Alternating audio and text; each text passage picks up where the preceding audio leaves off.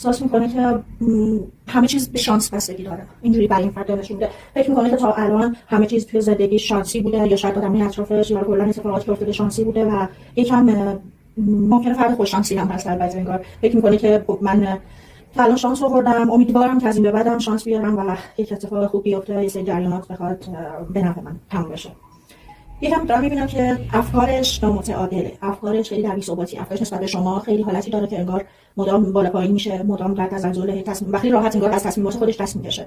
خیلی راحت ممکنه در حال حاضر تو زندگیش نسبت به این رابطه خیلی راحت بی‌خیال میشه، حتی بی‌خیال رابطه، بی‌خیال اهداف خودش، و این به دلیل اینه که افکاری که داره، دیدگاهایی که داره نامتعادل، یعنی دیدگاهاش قاطعیت نداره نسبت به کاری که میخواد انجام بده. یه جوری میگن به شانس سپرده یک مسئله رو.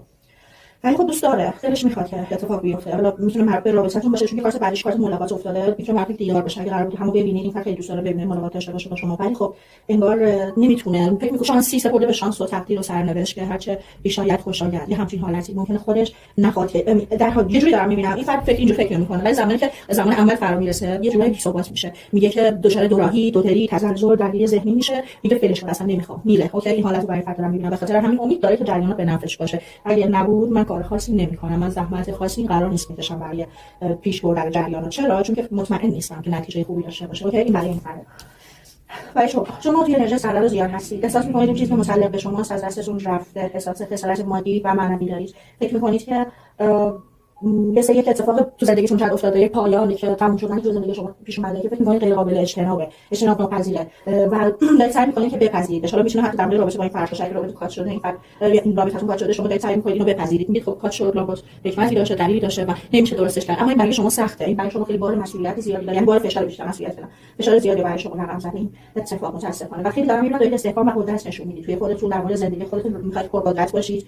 خیلی ممکنه که دچار ضعف جسمانی شده باشید این دوره و خیلی بهتره که کنترل کنید جریانات رو. و خیلی حس خصومت و دشمنی دارید با همه، با خودتون، با دیگران. احساس می‌کنید که همه می‌خوان با شما بجنگن، همه دشمنتونن، همه باعث خطر میشن توی زندگی شما، یا ممکنه از خوش خنجر خوردید از سمت فردی و این باعث شده که بخواید نسبت به همه بدبین بشید این روزا توی این لحظه. شما فرد قوی قدرتمندی البته دارم می‌بینم که باز هم با وجود فشار و اتفاقات ناخوشایندی که براتون افتاده دارید سعی می‌کنید اعتماد به نفستون رو حفظ کنید و حالا با شجاعت پیش برید توی مسیر زندگیتون.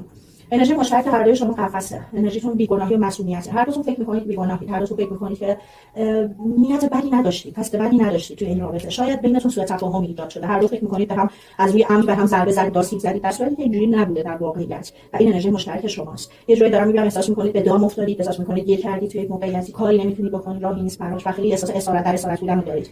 احساس می‌کنید اطرافیان این شخص در مقابل شما هر دوتون نسبت به هم دید دارید که یکم نسبت به هم نگاهتون محدوده، دیدتون محدوده، اصلا